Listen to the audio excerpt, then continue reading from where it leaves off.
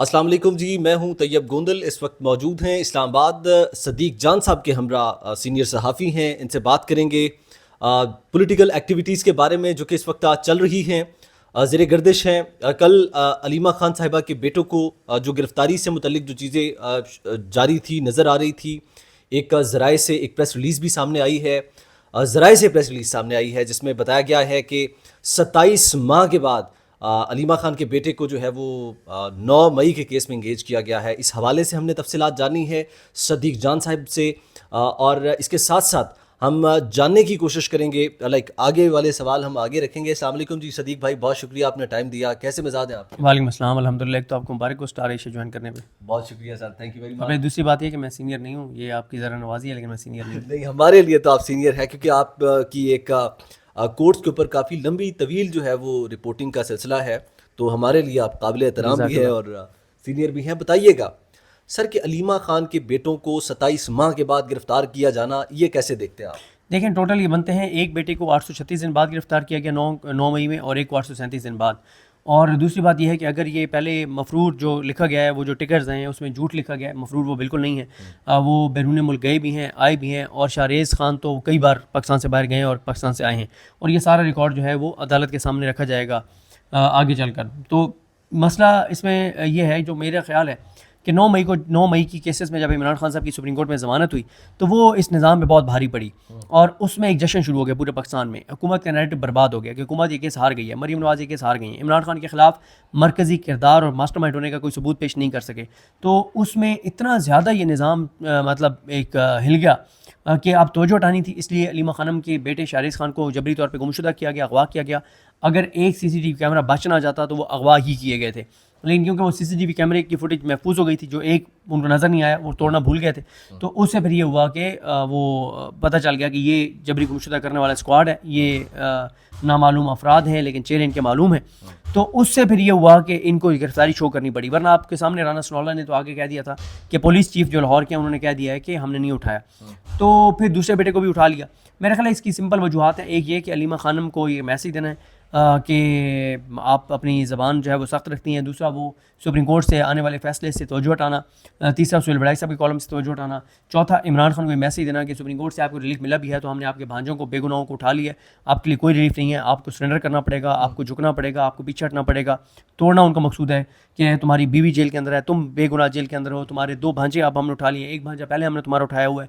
تو یہ ساری چیزیں جو ہیں اس کا مقصد ہے. اور ایک مقصد یہ ہے کہ علیمہ خانم کو انگیج کر لیا جائے لاہور میں، وہ منگل والے دن اڈیالہ کے باہر نہ آئیں، وہ سوموار کو، منگل کو یا بدھ کو لاہور ہائی کورٹ میں، اسلام آباد ہائی کورٹ میں القادری کیس لگوانے کے لیے نہ آئیں.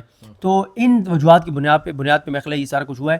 اوریجنلی مجھے لگتا ہے پلان جبری گمشدگی کا تھا، لیکن ایک کیمرے میں کیونکہ فوٹیج آ گئی تو اس لیے پھر جبری گمشدگی کو تبدیل کیا گیا گرفتاری میں. یہ بتائیے گا، یہ تو آپ نے بڑا ڈیٹیل سے بڑا ایکسپلین کیا ہے اس معاملے کو بڑے اچھے طریقے سے.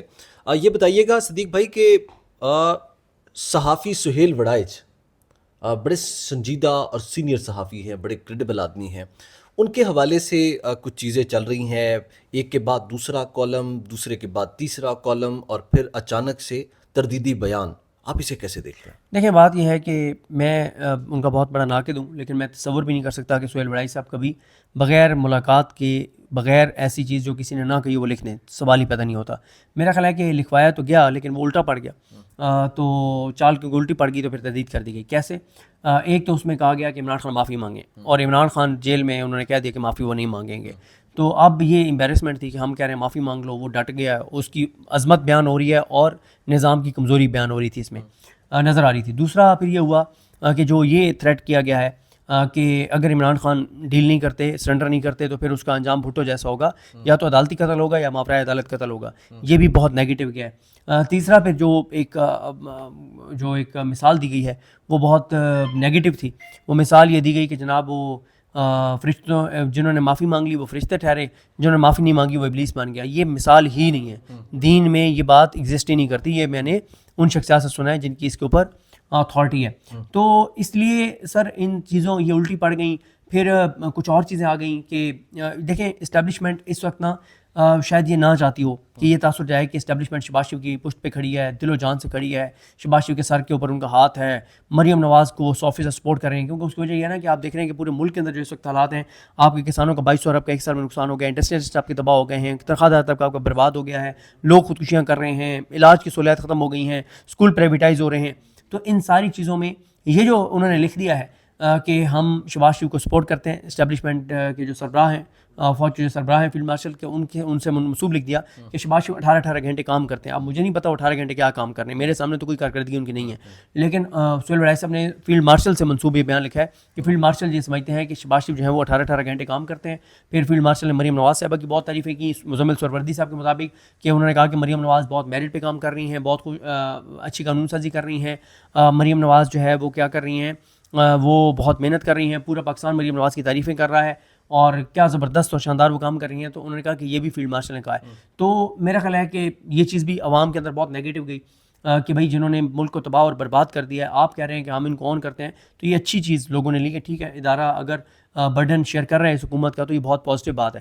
وہ آن کر رہے ہیں کہ جو سرمایہ کاری نہیں ہو رہی ملک کے اندر, یا جو برین ڈرین ہو رہا ہے, یا جو بے روزگاری کی تاریخ کی بلندترین سطح پر ہے, انسرٹینٹی بلندترین سطح پر ہے, غربت بلندترین سطح پر ہے, مہنگائی پریکٹیکلی جو ہے وہ صورتحال آپ کے سامنے ہے.